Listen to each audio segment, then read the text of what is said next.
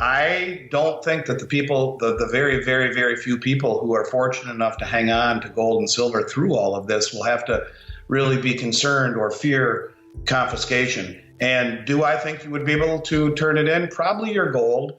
I think they would. I don't see any reason why they wouldn't. I don't think you will be mandated to do so.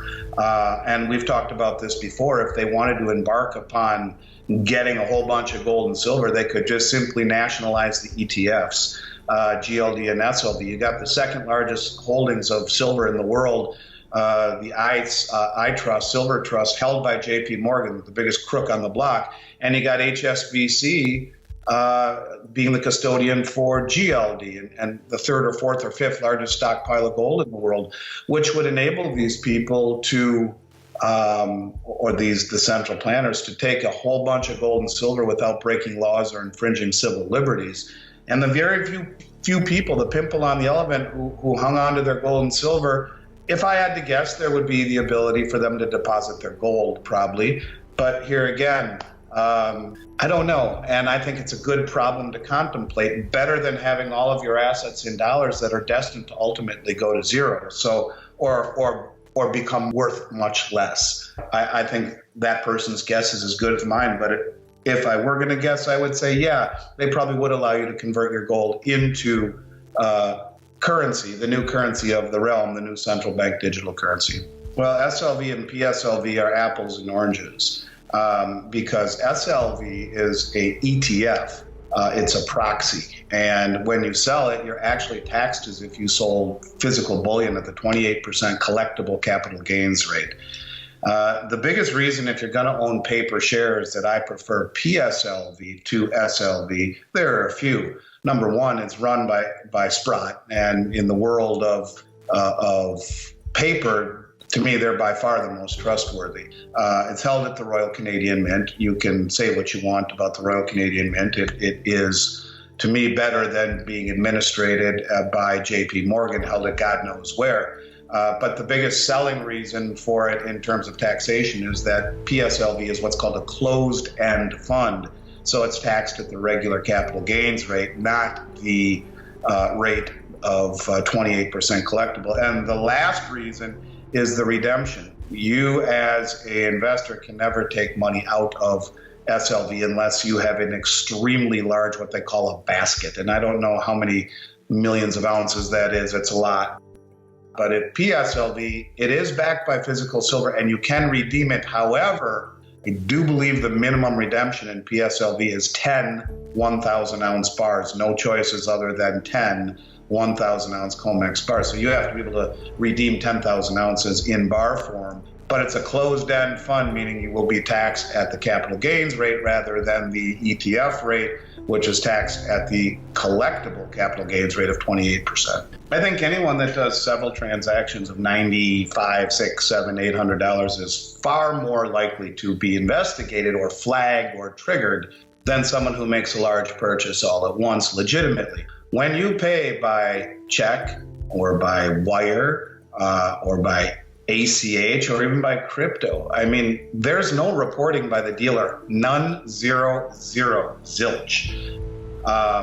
The only reporting that $10,000 is the client is talking with, the listener is talking about, is a Form 8300.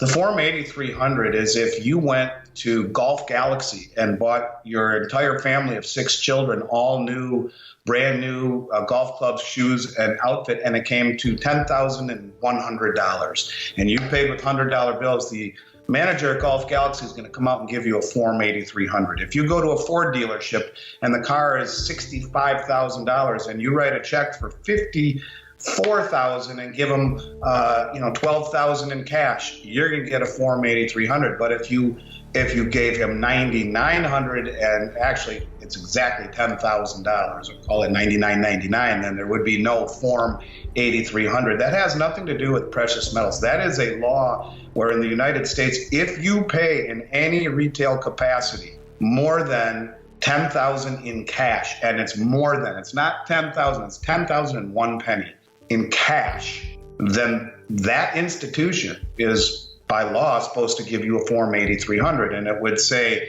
name, social security number, address, the number of bills, the total amount, all of that stuff, because they want to make sure that that person has the wherewithal to even have those bills in their possession. So if someone wanted to buy $30,000 worth of metal and did 3 transactions of $9,800, they are far more, I believe, far more suspicious and attention attracting than the one person who sends a check for $30,000. There is so much money out there floating around in investments and in transactions daily that I would argue that the software that the IRS has or that the banks have are far more likely to look for people attempting to structure, which is exactly what that is, rather than not. But it doesn't matter if there is no reporting by the dealer or the consumer when they purchase. When they sell back, that's when there can be 1099B miscellaneous income forms reported. As it pertains to gold bars greater than a kilo. So if you sell 32 gold bars, you're fine. You sell 33, a 1099 is filed. The only other items in gold on the 25th ounce that are triggered would be maple leafs. You sell 24, no triggering. Krugerrands, you sell 24, no triggering. And Mexican 50 pesos, which are 1.2 ounces. So do the math yourself. The bottom line is the minute you get to 25 ounces in those 3 coins or a kilo in bar form, a 1099 is filed. Nothing else.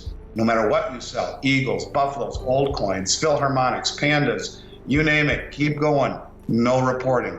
In silver, same thing, no reporting when you buy. If you sell generic rounds, not eagles, maples, but rounds, like the Buffalo round, which is not made by the US government, or any of the silver rounds or bars in excess of 1,000 ounces. You sell 990, there's no reporting. You sell 1,000, a 1099 is filed. And the only other thing in silver would be $1,000 face value in pre-65 junk silver. So if you sell a half a bag, which is 500 face, or 3/4 of a bag, which is 750 face, there is no reporting. Now, if someone has a whole bunch of these coins and really doesn't want to do the reporting, do not tell me or you or the dealer.